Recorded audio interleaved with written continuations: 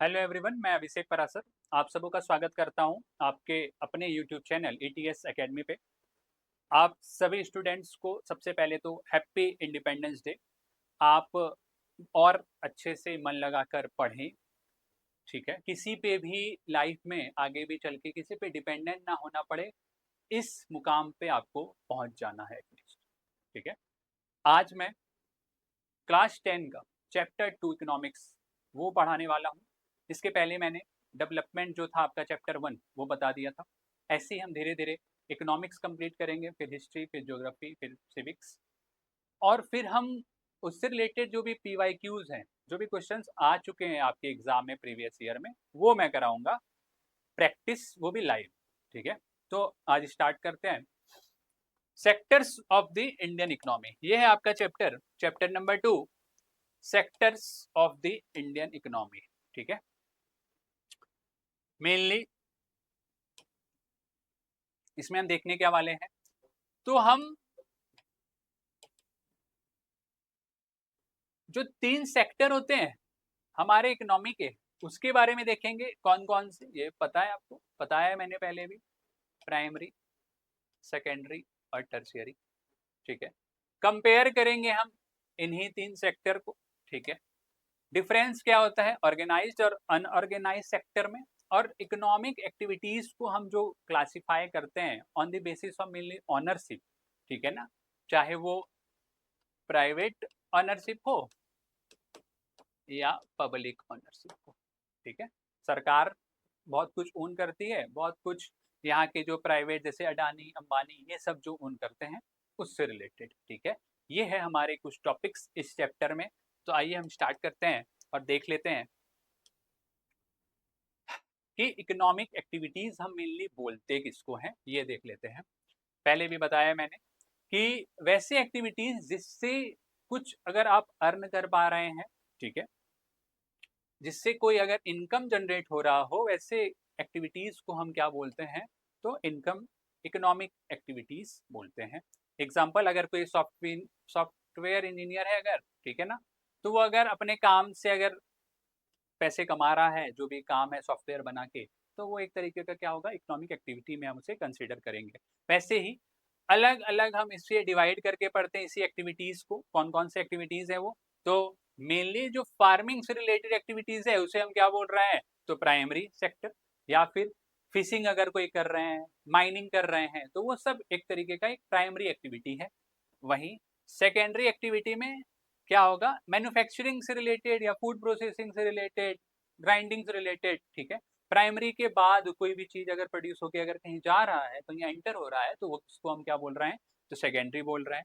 वैसे ही टर्शियरी किसे बोलते हैं हम, इन दोनों सेक्टर को जो सपोर्ट करे उसे ही हम टर्शियरी बोलते हैं या फिर सर्विस सेक्टर बोलते हैं, ठीक है। अब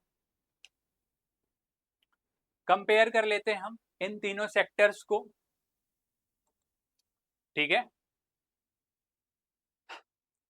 एक चीज आपको ध्यान रखना है कि प्राइमरी, सेकेंडरी और टर्शियरी, जो भी फाइनल प्रोडक्ट जो हम टर्शियरी में देखेंगे, जो भी फाइनल गुड्स बन जाएंगे आपके, जो मार्केट में रेडी टू सेल है, जिसे आप बाय करते हैं, जिसे आप कंज्यूम करते हैं, वही फाइनल गुड्स कहलाता है, ठीक है। जैसे फॉर एग्जांपल कि अगर हम ये देखें कि फार्मर जो है, अगर कोई किसान जो है, वो फ्लावर जो मिल या वीट अगर है, ठीक है ना, उसे अगर प्रोड्यूस कर रहा है, ठीक, वही वीट को मेनली वो ग्राइंडिंग के लिए दे रहा है, मेनली मैन्युफैक्चरिंग के लिए दे रहा है। वही आगे जब बढ़ेगा किसी कंपनी को वो बिकेगा। तो ये जो वीट है, इसे हम देख रहे हैं कि फार्मर के भी पास है, ठीक है, जो ग्राइंडिंग करेंगे वो मिल ओनर के भी पास है, और जो कंपनी उसे सेल करेगी उसके भी पास है। तो इसे हम 3 बार काउंट नहीं करेंगे, ठीक है ना, इसे हम एक बार ही काउंट करेंगे जब ये फाइनली जो वीट है वो बिस्किट में या किसी और प्रोडक्ट में कन्वर्ट हो जाएगा, तभी हम उसे फाइनल गुड्स मानेंगे। उसके पहले वो, जब वो फार्मर से ग्राइंडिंग के पास जाए, ठीक है ना, ग्राइंडिंग से कंपनी तक जाए, तो वो मेनली क्या हो रहा था, तो एक तरीके का इंटरमीडिएट गुड्स कहलाएगा। फाइनल गुड्स जब वो रेडी टू सेल हो जाए, मार्केट में आ जाए, हम उसे कंज्यूम या बाय करने के लिए जा रहे हैं, तो वो फाइनल गुड्स होगा। इसीलिए हमें ये ध्यान रखना पड़ता है मेनली कि कोई भी चीज को हम डबल काउंट ना कर ले, इसीलिए हम फाइनल गुड्स को ही क्या मानते हैं कि यही है, जो भी है यही हमने प्रोड्यूस किया है। ठीक है, आगे हम इसे और भी समझेंगे कि मेनली जीडीपी में क्या है, देख लेते हैं कि जो भी फाइनल गुड्स की कोई भी फाइनल गुड्स या सर्विस जो भी प्रोड्यूस हो रहे हैं, ठीक है ना, तीनों सेक्टर को मिलाकर उसे ही क्या बोल रहे हैं हम, तो जीडीपी बोल रहे हैं। द फाइनल या the value of final goods and services, ठीक है, produced in all the three sectors during a particular year provides the total production of the sector. ठीक है, अलग अलग या डबल काउंटिंग नहीं करेंगे। ऐसे तो बहुत सारे काम देश में चल रहे हैं, बहुत एग्रीकल्चर में, एग्रीकल्चर फील्ड में काम चल रहे होंगे, इंडस्ट्री में काम चल रहे होंगे, बहुत कुछ बिक रहा होगा, लेकिन हम इसे अलग अलग अगर काउंट करेंगे तो हमें बहुत कुछ प्रोड्यूस कर रहे हैं ऐसा हमें लगेगा, लेकिन ऐसा नहीं है। हम एक ही चीज को प्रोसेस करके आगे ले जा रहे हैं, वही फाइनल गुड्स बन रहा है, वही हम एज अ कंज्यूमर कंज्यूम कर रहे हैं। ठीक है, तो इसे हमें ध्यान देना है। और जिस कंट्री का जीडीपी ज्यादा, उसकी जो इकोनॉमी अर्थव्यवस्था है उस कंट्री की वो ज्यादा, सिंपल। ये था जीडीपी। अब जो हिस्टोरिकल जो भी चेंजेस आए हैं, ठीक है ना, हिस्टोरिकल चेंजेस किसमें, तो इन सेक्टर्स में, ठीक है ना, तीनों सेक्टर में जो भी हिस्टोरिकल चेंजेस आए हैं हम उसके बारे में यहाँ पढ़ेंगे कि जब स्टार्टिंग में हमने देखा था इनिशियल स्टेज में, जब ग्रीन रेवोल्यूशन आया या उसके बाद में 1960 में, 1970 में, तो ज्यादातर जो हमने एम्फेसाइज किया तो किस पे किया, तो एग्रीकल्चर में किया। ठीक है, इनोवेशन होने लगे एग्रीकल्चर में, हमने ज्यादा मॉडर्न फार्मिंग मेथड इस्तेमाल किया है, हमने मल्टीपल फार्मिंग को यूज किया है, हमने बहुत सारे एचवाईवी सीड्स, पेस्टिसाइड्स, इंसेक्टिसाइड्स, ऐसे जो भी चीज है इसको यूज किया है, ऐसे इनोवेशन का हमने उपयोग किया है किसमें, ताकि हमारा जो एग्रीकल्चरल जो प्रोडक्ट्स है या प्रोड्यूस जो है उसे हम कैसे इंक्रीज कर पाए। तो वही इनोवेशन में क्या होने लगा कि धीरे धीरे अब एग्रीकल्चर जो था वहां पे जो लोग काम कर रहे थे वो बढ़ रहे थे, अब धीरे धीरे ज्यादा अगर एग्रीकल्चरल प्रोड्यूस होगा, ठीक है ना, अगर ये इंक्रीज होगा तो हमें जरूरत पड़ेगा कि इंडस्ट्रीज, इंडस्ट्रीज का जरूरत पड़ेगा ताकि हम उसे कुछ बना सके, ठीक है ना, प्रोसेस कर सके। तो लोग जो है अब ज्यादा कहाँ फिर जाने लगे, पहले स्टार्टिंग में वो कहाँ पे थे, आजादी के समय या उसके कुछ साल तक जब तक ग्रीन रेवोल्यूशन नहीं आया था तब तक वो कहाँ पे थे, तो एग्रीकल्चरल फील्ड पे। अब ज्यादा जब प्रोड्यूस होने लगे चीजें तो वो कहाँ जाने लगेंगे, तो इंडस्ट्रीज में जाने लगेंगे, ठीक है ना, कुछ लोग ट्रांसपोर्टेशन में इन्वॉल्व रहेंगे, पहले प्राइमरी सेक्टर, फिर धीरे धीरे सेकेंडरी सेक्टर जो था वो इम्पोर्टेंट होने लगा क्योंकि वो ज्यादा एम्प्लॉयमेंट जो अपॉर्चुनिटी है वो लोगों को देने लगा। ठीक है, फूड प्रोसेसिंग, इक्विपमेंट मेकिंग, ये सब बहुत ज्यादा मात्रा में हमारे देश में हो रहे थे, और इसके कारण से क्या हुआ कि बैंकिंग, हेल्थ केयर और एजुकेशन की तरफ हम बढ़ने लगे, हम सर्विस की तरफ बढ़ने लगे। प्राइमरी से स्टार्ट किया था हमने, फिर हम सेकेंडरी पे आए, वहां ज्यादा लोग जॉब करने लगे, अपॉर्चुनिटी वहां पे ज्यादा दिखी, फिर सर्विस पे हम आ गए, वहां पे क्या हुआ कि अब जब लोग ज्यादा अर्न करने लगेंगे या हमारे पास ज्यादा इक्विपमेंट होंगे, टेक्नोलॉजी होंगे, तो हम काम को तेजी से कर पाएंगे, नए नए स्कूल्स, बिल्डिंग्स बना पाएंगे, हम ज्यादा अर्न कर पाएंगे। तो हम पैसों को जमा करने के लिए भी हमें चाहिए बैंक चाहिए, ठीक है ना, हेल्थ एक सुविधा चाहिए, हमें एजुकेशन चाहिए, तो वो धीरे धीरे ही इमर्ज हुआ है। ऐसे जाके जो चेंजेस हमने देखा है किसमें, तो इन तीन सेक्टर्स में देखा है। बाद में हमने ये देखा कि सर्विस सेक्टर जो था सबसे इंपॉर्टेंट सेक्टर बन गया क्योंकि वहां पे ज्यादा लोग क्या होने लगे, तो एम्प्लॉयड होने लगे। ठीक, अब आप लोग जितने भी लोग हैं आप पढ़ रहे हैं, मैं अगर किसी से पूछूं कि आपको क्या करना है तो आपको कोई सर्विस ही प्रोवाइड करना होगा, कोई डॉक्टर, कोई इंजीनियर, ये ही बनना पसंद करेंगे मेनली, ठीक है ना, मेनली सर्विस देना पसंद करेंगे, कोई किसान बनना नहीं चाहेगा। आप जितने भी सारे लोग इस वीडियो को देख रहे हैं, आप इसे ध्यान से सोचिएगा कि हम धीरे धीरे क्या हो रहे हैं, शिफ्ट हो रहे हैं पहले हम जिस चीज पे रिलाय करते थे एग्रीकल्चर पे, उस पे लोग भी ज्यादा थे, फिर हम इंडस्ट्री पे आए, अब हम सर्विस में आए जहाँ पे ज्यादा लोग जो एम्प्लॉय होने लग गए हैं, ज्यादा कंट्रीब्यूशन भी है इसका जीडीपी में। लेकिन हमें ऐसा क्या करना चाहिए ताकि हम अपने एग्रीकल्चर से भी जुड़े रहें, ये आप हमें कमेंट सेक्शन में बताएंगे कि हमें इन तीनों का बैलेंस कैसे लेके चलना है। ठीक है, नेक्स्ट। अब कंट्रीब्यूशन क्या है जीडीपी में, मैंने अभी बताया कि 1973 में या जिस वक्त ग्रीन रेवोल्यूशन स्टार्ट हुआ, पंजाब हरियाणा वेस्टर्न यूपी वाले रीजन में, तो वहाँ के जो किसान अभी भी हम देखते हैं जो रिच हैं, तो वो रीजन क्या था, तो ग्रीन रेवोल्यूशन था। और 1973-74 में ये तो होना ही था कि जो कंट्रीब्यूशन है प्राइमरी का वो मैक्सिमम था जीडीपी। ठीक है, लेकिन 2013-14 में जब हम शिफ्ट होने लगे टर्सरी या सर्विस सेक्टर के तरफ, तब क्या हमने देखा कि जीडीपी में जो ज्यादा कंट्रीब्यूट कर रहा है वो कौन कर रहा है, तो टर्सरी सेक्टर। ठीक है, इसके पीछे का रीजन क्या है, इसको हम अभी आगे पढ़ने वाले हैं। ये था कुछ कंट्रीब्यूशन, आपको इसको ध्यान में रखना है कि कैसे हमने स्टार्ट किया था, वो कैसे कैसे इवॉल्व हुआ। ठीक है, और अभी जो हम हैं किस फील्ड में या किस सेक्टर में ज्यादा कंट्रीब्यूट कर पा रहे हैं, वो हमें देखना है। ठीक है, फैक्टर्स बिहाइंड, अब क्या रीजन क्या है, कुछ इंपॉर्टेंट रीजन हो सकते हैं कि ये जो शिफ्ट हमें देखने को मिला वो क्यों मिला। देख लेते हैं कि एग्रीकल्चर और इंडस्ट्री के कारण क्या हुआ कि अब हम ज्यादा चीजों को जब ग्रीन रेवोल्यूशन के बाद प्रोड्यूस कर रहे थे, हमें ज्यादा इंडस्ट्रीज की जरूरत हुई। अब ज्यादा हम चीजों को, फाइनल गुड्स को जब हम बना ले रहे हैं, तो हमें उसके लिए ट्रांसपोर्टेशन चाहिए, हम उसे ट्रेड कर सकते हैं, चाहे वो एक स्टेट से दूसरे स्टेट के लिए हो, ठीक है, या दूसरे कंट्रीज में हमें एक्सपोर्ट भी अगर करना हो तो भी क्या हम इजिली कर सकते हैं, क्योंकि हमारे पास क्या है, प्रोडक्शन ज्यादा है, सरप्लस ज्यादा है। ठीक है, स्टोर कर सकते थे हम चीजों को, बैंकिंग फैसिलिटी हमें मिल गई। अब क्या है कि डेवलपमेंट के लिए सरकार जो है, बड़े बड़े जो बिजनेसमैन है उनको पैसे देती है ताकि वो चीजों को फैला सके, डेवलप कर सके देश को। ठीक है ना, तो ये सब चीजें बाद में निकल के हमारे सामने आए कि जो एग्रीकल्चर और इंडस्ट्री के कारण क्या हुआ, तो बेनिफिट किसमें किसमें हमें देखने को मिला, तो सर्विस में भी देखने को मिला। लोग ज्यादा इंटरेस्ट उसमें दिखाने लगे क्योंकि लिविंग स्टैंडर्ड या फिर जो चीजें हैं वो थोड़ी इजी दिखने लगी उनको टर्शरी सेक्टर में। आप अभी मैं अगर आपको बोल दूं कि ऑफिस में बैठ के काम करना आसान है या खेत पे जाके खेती करना, तो आप बोलेंगे ऑफिस में बैठ के काम करना।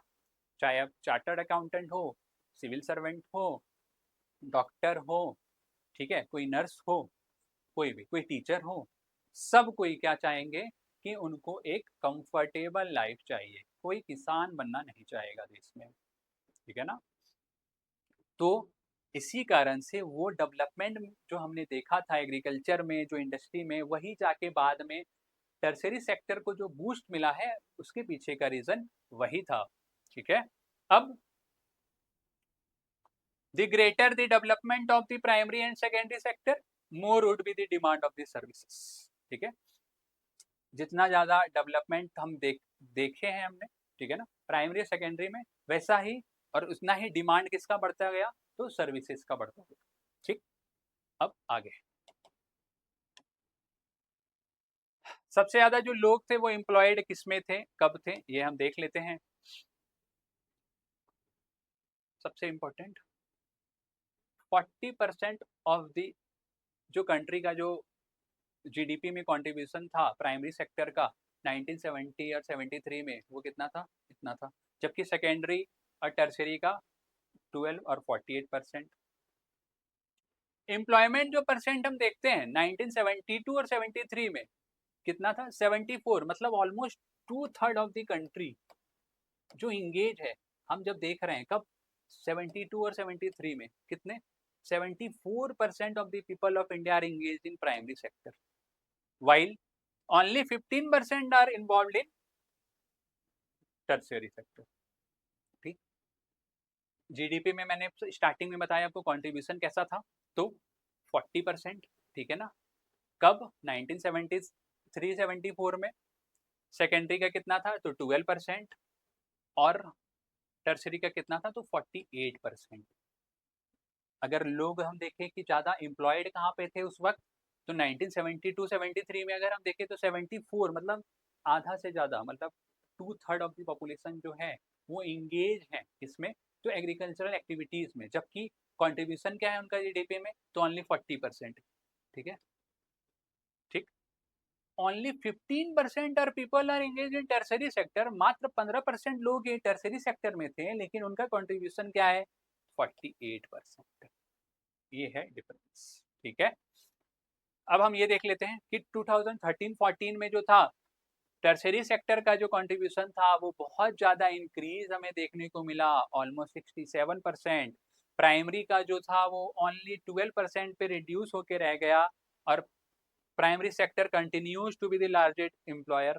मतलब ज़्यादा जो लोग पहले 1972-73 में देखें तो कहाँ काम कर रहे थे तो खेतों में ही कर रहे थे, अभी भी वो वहीं काम कर रहे हैं ज़्यादातर जो लोग हैं, लेकिन जो जीडीपी में कंट्रीब्यूशन है वो टर्सरी सेक्टर का ज़्यादा है, बस ये आपको ध्यान में रखना है। ठीक है, अब दिस गाइस अनएम्प्लॉयमेंट मेनली कि लोग जो है खेती कर रहे हैं, मेनली हम अर्बन एरियाज में ये नहीं देखते हैं कि लोग खेती करें क्योंकि वो अर्बन एरिया है, रूरल नहीं है। ठीक है ना, रूरल एरियाज में क्या होता है कि बहुत ऐसे फैमिलीज होते हैं, ठीक है ना, जहाँ जरूरत जो है वो 5 लोगों का है लेकिन वहां पे उस खेत पे 10 लोग काम कर रहे हैं, मतलब 5 लोग एक्स्ट्रा काम कर रहे हैं। ये जो 5 लोग हैं ये मेनली अनएम्प्लॉयड है, जिसको कि हम क्या बोल रहे हैं तो डिसगाइज्ड अनएम्प्लॉयमेंट। ठीक है ना, तो हम इसको क्या बोल रहे हैं तो डिसगाइज्ड अनएम्प्लॉयमेंट। जितना जरूरत है उससे ज्यादा अगर लोग इंगेज हैं तो ये क्या है ना एक तरीके का अंडर एम्प्लॉयमेंट है। मुझे उनको पता ही नहीं चल रहा है कि वो तो काम तो कर रहे हैं लेकिन उनको जरूरत ही नहीं है। जब 5 लोग ही अगर 5 लोग ही 10 kg राइस प्रोड्यूस कर सकते हैं, 5 लोग ही, तो इसमें अगर 10 लोग मिलके भी यही सेम काम अगर कर रहे हैं तो क्या फायदा, तो वो 5 लोग क्या है बेरोजगार। ठीक है, यही है मेनली इसमें जो कि दिख रहा है। ठीक है ना, क्लियरली विजिबल। ठीक, अब हम क्रिएट कैसे कर सकते हैं एम्प्लॉयमेंट को ये देख लेते हैं। अब किसानों को अगर मेनली किसानों को, ठीक है ना, एग्रीकल्चरल जो भी एक्टिविटीज हैं,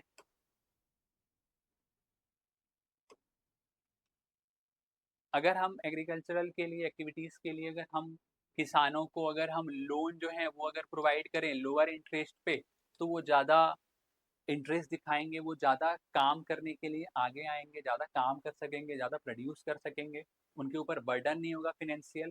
ठीक है, अगर हम डैम को बिल्ड करें, ठीक है, एक सुटेबल प्लेस पे ताकि पानी का जो फैसिलिटी है आसपास के एरिया को वो अगर मिलता रहे, ट्रांसपोर्टेशन या स्टोरेज में हम अगर लोगों को इन्वॉल्व कराएं, ठीक है ना, ज़्यादा हम अगर प्रोड्यूस कर पाएंगे, एग्रीकल्चर अगर हम प्रोडक्टिविटी ज़्यादा रखेंगे तो ज़्यादा चीज़ प्रोड्यूस होंगे, इंडस्ट्री में ज़्यादा सामान जाएगा, इंडस्ट्री में भी ज़्यादा लोग इंगेज हो पाएंगे।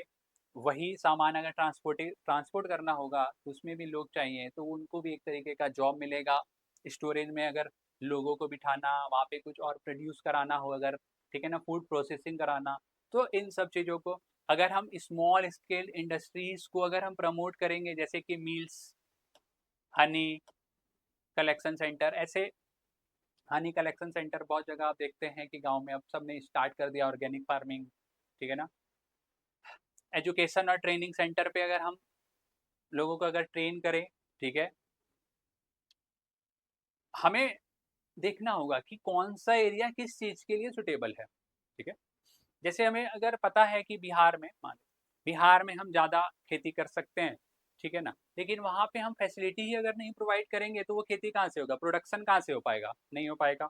ठीक है, तो हमें वो जो एरिया का जो पोटेंशियल है उस अकॉर्डिंग काम करना है। ठीक, वैसे ही अगर कोई टूरिस्ट साइट है, ठीक है, मान लेते हैं कोई डेजर्ट एरिया हो, वहाँ पे हम कैसा ऐसा काम करें जो लोग आए, ठीक है, ऐसा वहाँ पे हम क्या बिजनेस सेटअप कर दें या इंडस्ट्री लगा दें जिससे लोगों को नुकसान ना हो और डेवलपमेंट भी होता रहे, लोगों को जॉब भी मिलता रहे, ऐसा काम। गवर्नमेंट वेलफेयर जो स्कीम्स है, ठीक है, जैसे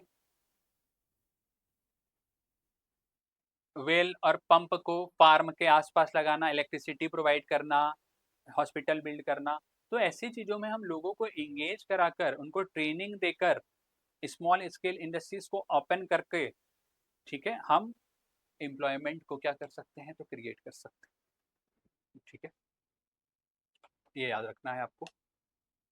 मनरेगा वैसे एक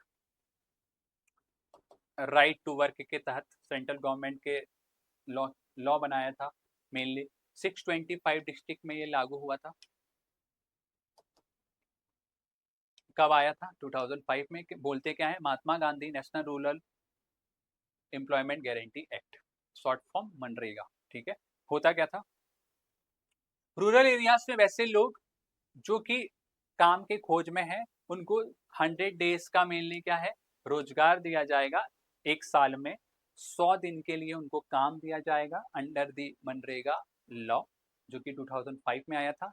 625 डिस्ट्रिक्ट में इसे स्टार्ट किया गया था, ठीक है।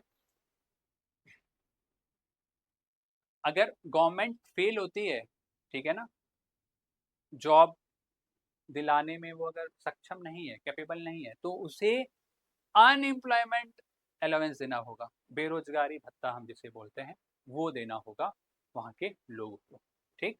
ये था हमारा मनरेगा 2005 में आया था। अब देख लेते हैं हम कि कुछ सेक्टर ऐसे हैं कि गवर्नमेंट के द्वारा रेगुलेट किए जा रहे हैं और कुछ रेगुलेटेड जो नहीं है गवर्नमेंट के द्वारा। तो वो कौन कौन से हैं?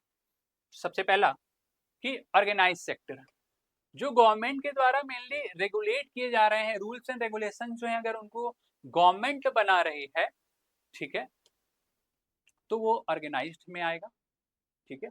अनऑर्गेनाइज्ड में क्या होगा, जो सरकार के कंट्रोल से मेनली अगर बाहर है तो वो अनऑर्गेनाइज्ड में आएगा। यही है मेन डिफरेंस, जिसके लिए रूल्स रेगुलेशन कंट्रोल अगर सरकार के हाथ में है तो वो ऑर्गेनाइज सेक्टर है, जिसका कंट्रोल सरकार के जो कंट्रोल से बाहर है, outside the control of the government, तो वो कौन सा है, तो अनऑर्गेनाइज सेक्टर है, ठीक है।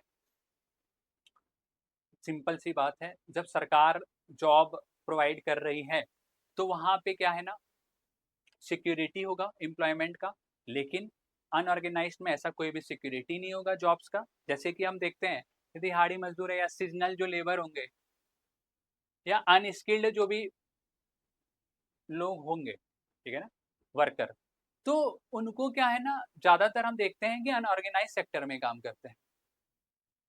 कोई भी तरीके का जॉब सिक्योरिटी नहीं, कोई भी वेजेस जो है वो फिक्स नहीं, टाइम कितने घंटे काम करने हैं वो फिक्स नहीं।